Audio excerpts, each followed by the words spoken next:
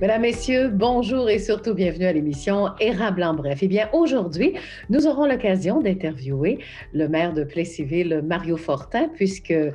Fortin a été invité par Jocelyn Bédard, le préfet de la MRC de l'Érable, pour parler évidemment de la ville de Plessisville. Par la suite, notre second invité, eh bien, il s'agira de Mme Renée Levasseur, oui, de Droit devant Érable. C'est le temps de penser à nos rapports d'impôts, oui, notre déclaration de revenus. Hein, on ne le dira pas trop fort. Et aussi, à la fin du bulletin de nouvelles, je vous propose un vidéoclip de Dominique Flibotte.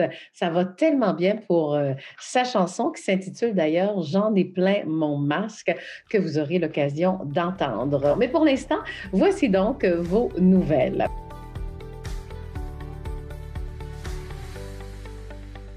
Eh bien, le ou les visages politiques pour les prochaines élections municipales, en tout cas pour Plessisville, commencent à se faire voir. D'ailleurs, Luc Dastou a annoncé ses couleurs. Il veut devenir le futur maire de Plessisville. Pour y arriver, il compte bien poursuivre les échanges avec la population et devenir le catalyseur de leurs idées pour proposer une vision d'avenir forte pour la ville de Plessisville. D'ailleurs, Luc Dastou affirme également que la situation dure depuis trop longtemps entre la ville et la paroisse. Luc Dastou se voit comme un homme d'action, un leader naturel, un visionnaire, mais également un rassembleur. Eh bien, un don de 60 000 remis à la Fondation À Notre Santé. Il s'agit de la famille Gertrude Verville et Roger Nadeau. La famille désire que cet argent permette à la communauté d'obtenir des soins de santé adaptés à leurs différents besoins du côté de l'Hôtel-Dieu d'Arthabasca. Le don se veut aussi une reconnaissance pour les bons soins que M. Roger Nadeau a reçus au cours de sa vie. Ce montant est un legs testamentaire que Mme Gertrude Verville a donné à la Fondation. Mme Verville et M. Nadeau ont vécu sur une ferme à Saint-Norbert d'Arthabasca. Le président de Partenaire 12-18 Érable, Yves Payette, va participer à la 13e édition de l'école d'hiver de l'Institut du Nouveau Monde qui aura lieu le 6 mars prochain. Le tout se déroulera en ligne. L'école, qui demande d'ailleurs une participation citoyenne, réunit des jeunes de 15 à 35 ans. Le thème, c'est rebâtir notre monde. Le rôle de M. Payette, c'est celui d'inviter à une table ronde virtuelle où l'on va discuter de ma ville, participer, voter, mais aussi la manière de transformer mon monde. Le but, c'est bien sûr de donner la chance aux jeunes de s'exprimer, mais aussi de faire une différence dans leur milieu. Félicitations à mon collègue journaliste Carole Isabelle qui m'a fait découvrir dans la Nouvelle Union cet artiste bâtisseur qui a 73 ans. Il s'appelle Jean-Marie Laliberté. Cet homme fait de magnifiques sculptures sur neige. D'ailleurs, cette année, il a réalisé une œuvre magnifique. 2 chevaux tirant une charge de billot. La sculpture est assez imposante. On parle de 6 pieds et demi de haut, 24 pieds de long et 5 pieds de large. Toute une décoration devant sa maison située à Notre-Dame-de-Lourdes. Pour terminer ce bulletin de nouvelles, Dominique Flibotte vient de lancer la chanson « J'en ai plein mon masque ». La chanson est devenue tellement populaire qu'il est en train de préparer un tout nouvel album. Il sera en entrevue avec nous dès la semaine prochaine, mais pour l'instant, vous avez sûrement le goût, tout comme moi, d'écouter ce fameux clip vidéo. Voici donc « J'en ai plein mon masque ». Et tout de suite après cette chanson, nous poursuivrons l'émission avec nos différentes entrevues.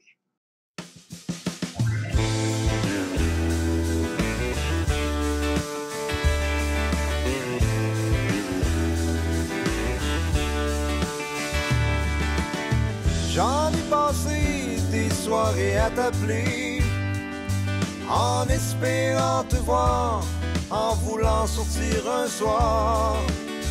Veiller tout seul, c'est pas toujours évident. Facebook, FaceTime et Skype, ça a toujours bien ses limites. Je sais que tout le monde espère que ça redevienne comme avant, mais personne n'a la réponse. Il faut juste faire notre temps. Mais je suis bien écœuré, moi j'en ai plein mon masque de respirer.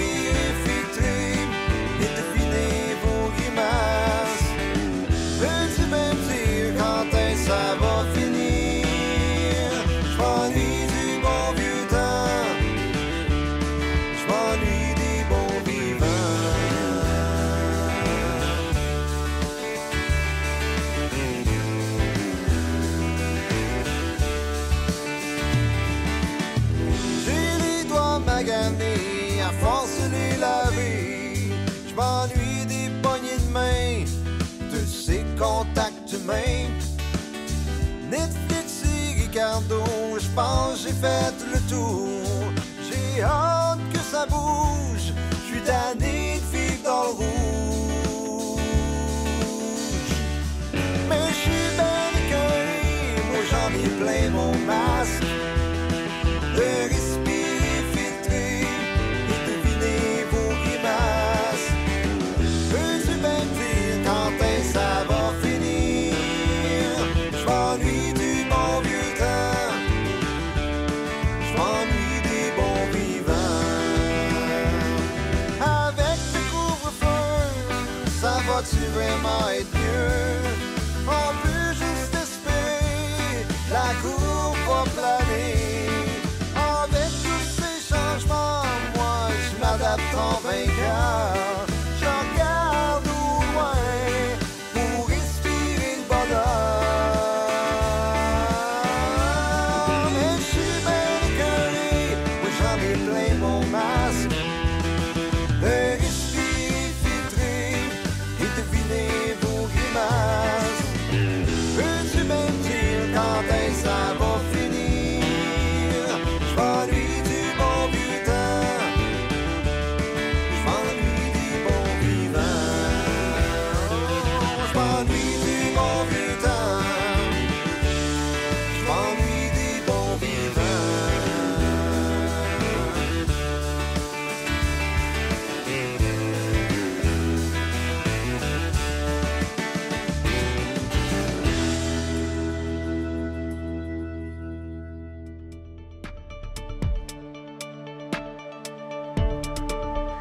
Alors aujourd'hui, notre capsule, la MRC à découvrir pour mieux y vivre. Jocelyn Bédard, là je me demande parce que vous allez nous présenter le maire de Plessisville, la ville de Plessisville. Vous le connaissez depuis longtemps? J'ai eu la chance de connaître Mario en 2015 en faisant partie du conseil des maires de la MRC. J'avais entendu parler de Mario qui travaillait à la polyvalente, mais je ne connaissais pas plus que ça. Mais ça n'a pas été long que Mario, c'est un gars qui est bien ouvert, hein, donc on s'est rendu compte que c'est quel genre de bonne personne que c'était. Fait que en 2015, on a commencé à travailler ensemble. Puis Mario, je dois vous dire que c'est une personne qui... Comment je m'essaie de trouver les bons mots, là? Ben, je pense que le meilleur mot là, qui va avec Mario, c'est généreux. C'est une personne qui est généreuse. C'est une personne qui va penser aux autres avant de penser à lui. Je le connais depuis 2015, mais surtout depuis la pandémie, depuis le printemps passé, on a eu affaire ensemble souvent. Puis Mario nous a servi d'exemple dans d'autres municipalités, savoir quoi faire pour aider les gens. Ça a été le premier maire qui m'a appelé et qui m'a dit « Jocelyn, moi, je vais m'organiser pour qu'à Plessisville, les gens manquent de rien. On va organiser des systèmes de livraison avec le service de sécurité incendie. » Dès que la pandémie a été annoncée. Aussitôt que la pandémie, ça s'est annoncé, il s'est viré de bord. Le lendemain, il est parti ça. Fait que Mario, pour nous autres, c'est un exemple de générosité et d'aide. Et de bienveillance. Et de bienveillance. Bien, nous aussi, on va faire acte de bienveillance. On va le recevoir dans quelques instants.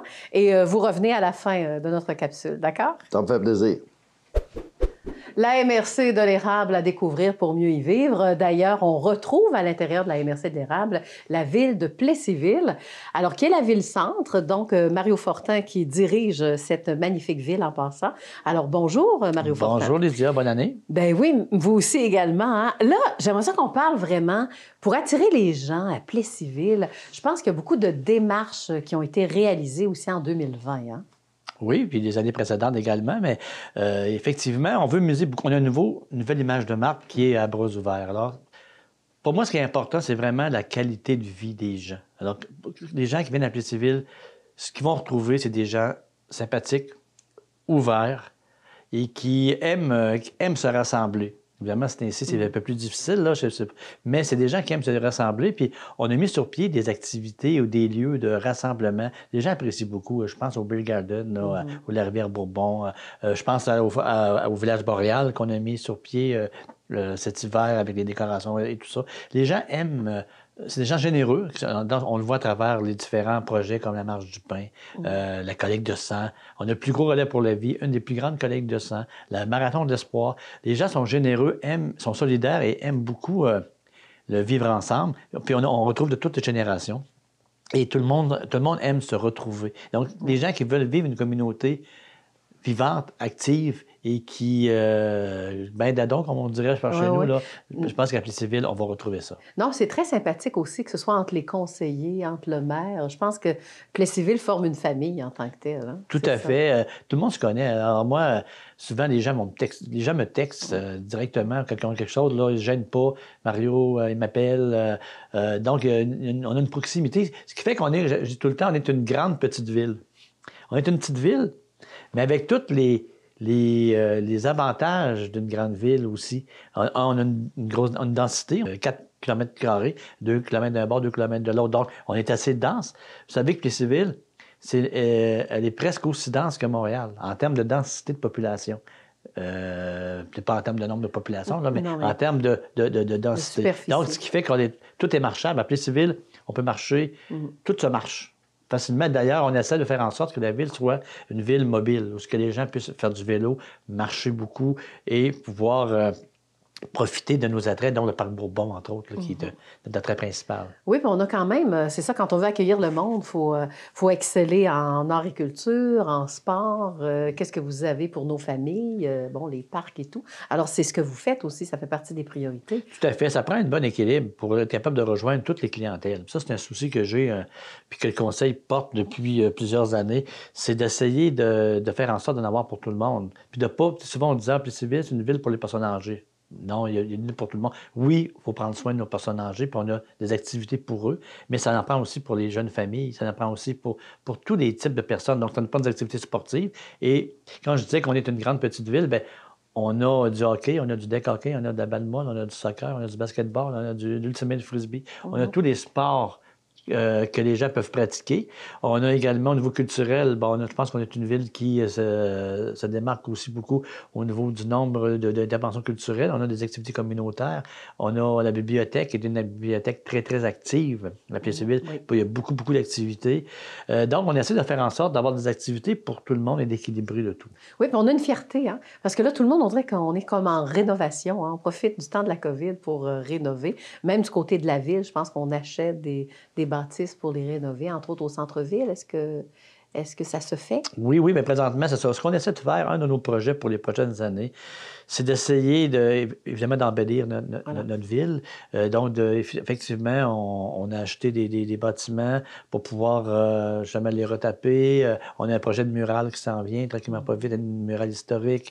On a rénové notre carrefour. On essaie de prendre soin de nos infrastructures. On a rénové l'aréna il y a quelques années. Et évidemment, il reste nos rues. On a encore du travail à faire sur nos rues, mais ça, c'est un autre débat qu'on pourra se parler plus éventuellement. C'est sûr qu'il reste beaucoup à faire, mais on a beaucoup mis d'accent pour créer des lieux de rassemblement et des lieux conviviaux. Oui. Puis un beau lieu, c'est la maison créative Armand Vaillancourt. Tout à fait. On sait qu'Armand Vaillancourt, c'est un de nos ambassadeurs à l'extérieur aussi. Alors ça aussi, c'est une fierté. Oui. D'ailleurs, on connaît que la passerelle qui porte son nom, qui est rendu un attrait. Je dis tout le temps, c'est notre tour Eiffel, là, à toute proportion gardée, dans le sens que c'est une identité pour notre ville. Le Parc Bourbon, le Bird Garden, la passerelle. Ça fait des belles photos. Ça fait des belles photos, effectivement. Puis ça fait des lieux un lieu de paix aussi, parce que ceux qui se promènent dans le Parc Bourbon le matin ou peu importe, c'est un lieu qui est vraiment avec l'éclairage. On a éclairé la chute, on va éclairer la passerelle l'an prochain. Donc, c'est des lieux qui sont agréables, surtout c'est ainsi, à se promener. Ouais. Donc, à ne pas oublier, si on désire se rendre à Plessisville pour mieux y vivre et découvrir la municipalité, c'est quoi les démarches à faire? Voir notre site Internet pour vous allez avoir tous les numéros, toutes les références pour vous informer de toutes les démarches d'accueil.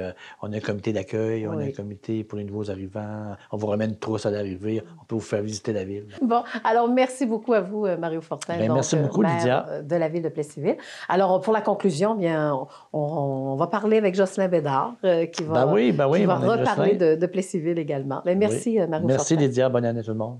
Bonne année à tous les spectateurs. Alors, pour la conclusion, eh bien, Jocelyn Bédard, que pensez-vous donc de la ville de Plessisville maintenant que le maire nous en a très bien parlé? Alors, vos coups de cœur pour Plessisville? Je pourrais faire une parenthèse, Lydia, féliciter Mario pour son entrevue. Franchement, c'est un professionnel. Hein? Bon, j'ai plusieurs coups de cœur pour la ville de Plessisville, mais j'ai surtout une place que moi j'aime bien aller. C'est au Carrefour culturel, au Parc Bourbon. Ça arrive souvent, quand j'ai l'occasion d'aller à Plessisville, qu'il fait beau, on va chercher quelque chose au resto, on commande, puis on va manger, les tables qui sont là, puis on s'assoit là. Sur le bord de la rivière, c'est le fun parce que les gens prennent des marches, puis ça donne l'occasion de parler avec eux autres, puis d'admirer la nature qu'il y a là. Puis ceux qui ont une petite canne à pêche peuvent agacer la truite, les truites de temps en temps. Non, c'est un de mes coups de cœur. Alors, dans ce cas-là, comme on dit, la MRC de l'érable à découvrir pour mieux y vivre. Alors, Plessisville en fait bien sûr partie dans les choix. Alors voilà, ça complète donc cette entrevue, la MRC de l'érable à découvrir pour mieux y vivre. Alors aujourd'hui, à l'émission Érable en bref, nous allons parler avec Mme Renée Levasseur, qui est coordonnatrice de Droit devant érable. Bonjour Renée. Bonjour Lydia. Renée, j'aimerais ça qu'on parle de ce qui s'en vient. Là, j'ai envie de dire, non, chaque fois qu'on parle à chaque année à Renée Levasseur, c'est pour parler de nos rapports d'impôts. Nos rapports d'impôts. C'est encore le cas. Ça fait au moins une chose pour qu'on se parle, Lydia. Et oui, c'est la période de rapport d'impôts qui est débutée. Puis je ne cacherai pas que c'est particulier encore cette année à cause du confinement, de l'espèce de virus qu'on n'a plus pu dire le nom, là, parce que ça nous fait dresser les poils sur les bras. Mais l'année dernière, on a été victime de ça aussi, comme plein d'autres.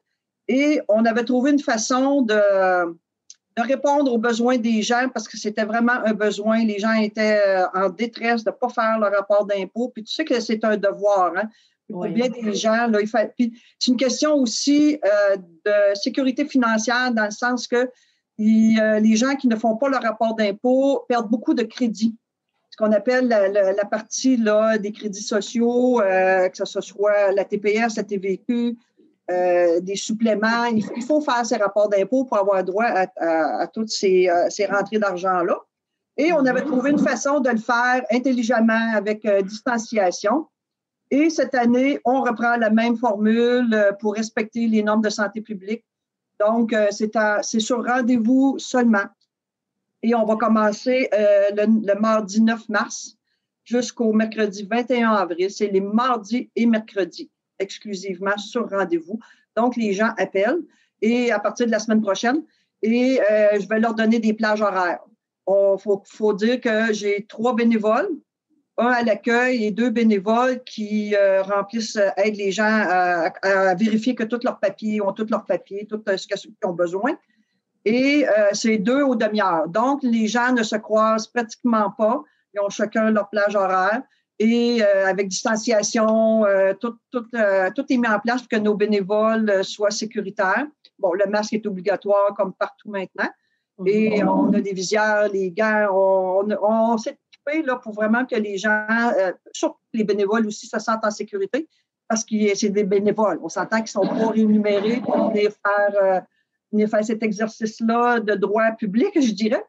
Et puis, il y a du petit nouveau cette année. Du nouveau, oui, quelque chose de nouveau. On a une entente de collaboration avec Impact Emploi.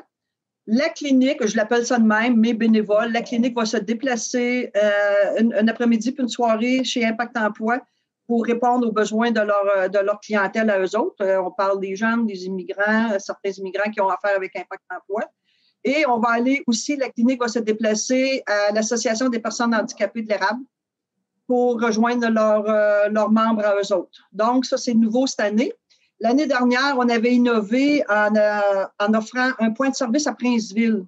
Et là, étant donné la pandémie, le local, je n'ai pas pu avoir, la ville m'avait prêté gracieusement un local. Là, il n'est pas disponible à cause de la pandémie, là, on comprend. Donc, mais ça, c'est juste, j'avertis les gens, je les sécurise.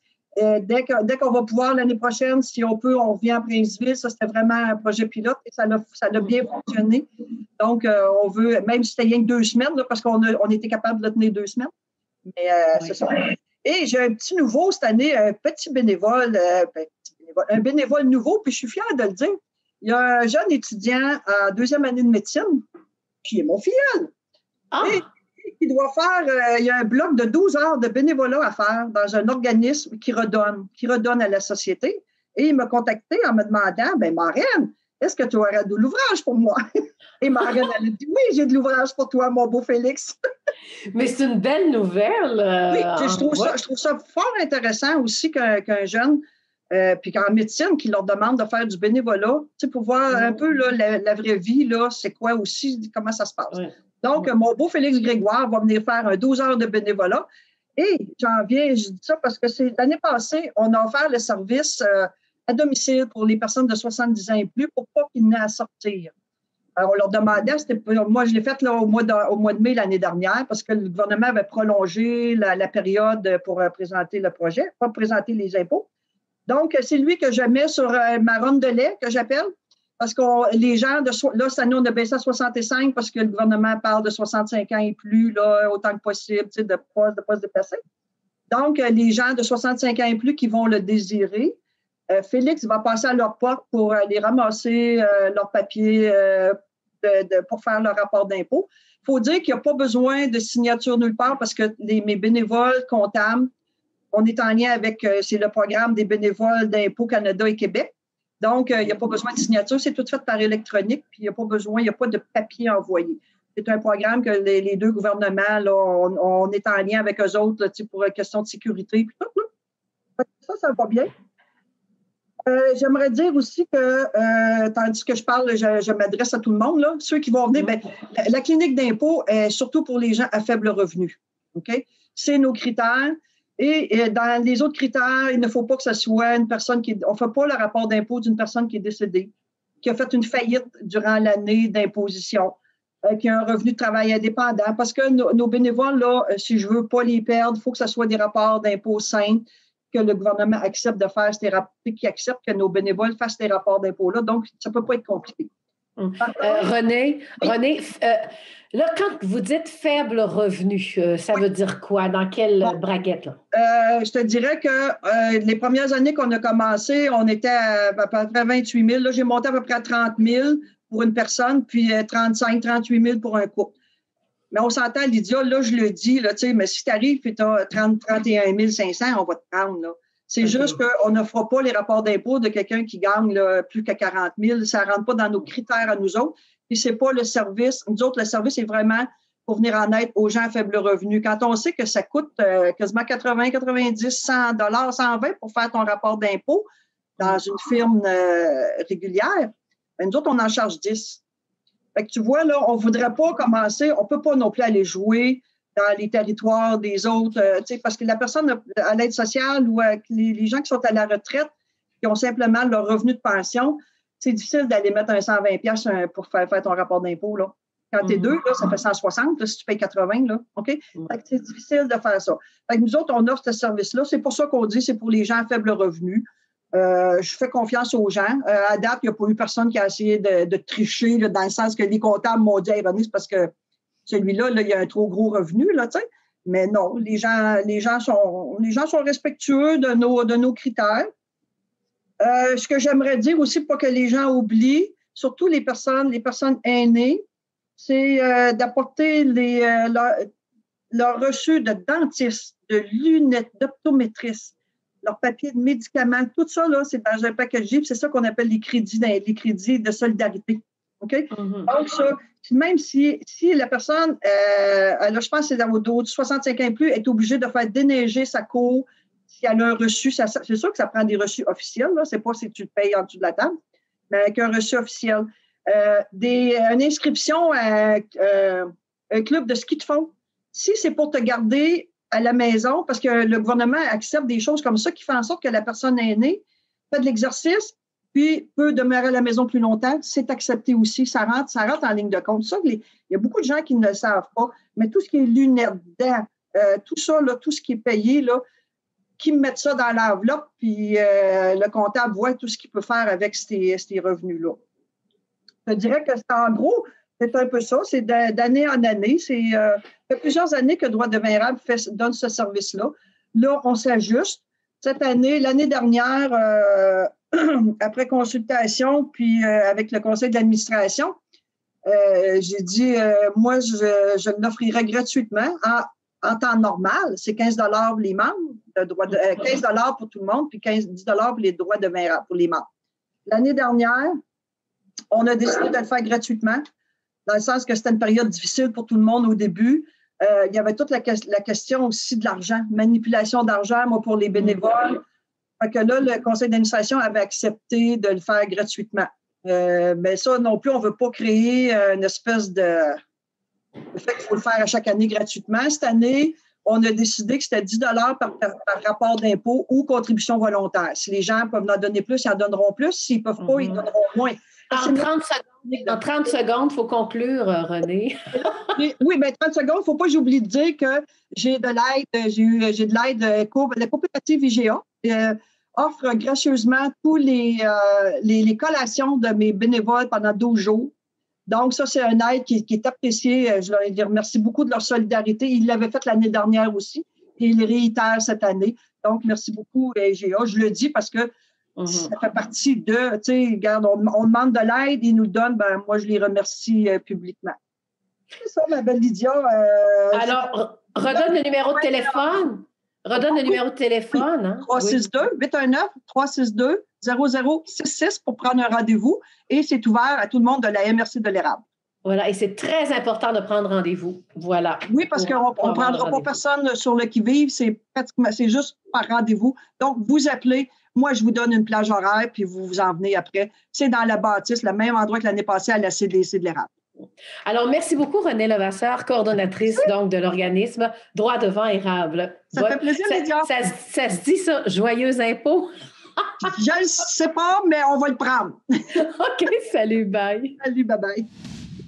En espérant que l'émission Érable en bref vous a plu, vous voulez absolument qu'on parle de vous, allez-y par courriel, tvcérable@commercialoutlook.com ou encore question de revisionner nos émissions ou encore toutes nos entrevues qui sont individuelles sur notre site. Allez sur notre site web tvc.org. Bonne semaine.